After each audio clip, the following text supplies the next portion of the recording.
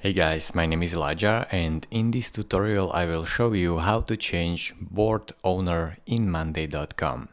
So first step, open up your board. Second step, click on options right here.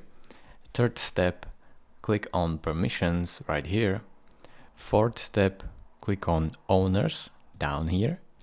And then simply just transfer the ownership, so just search by name right here.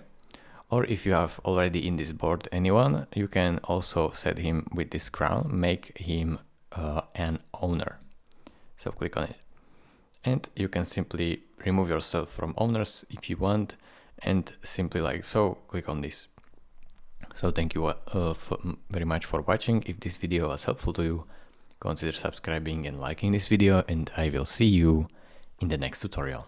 Bye bye.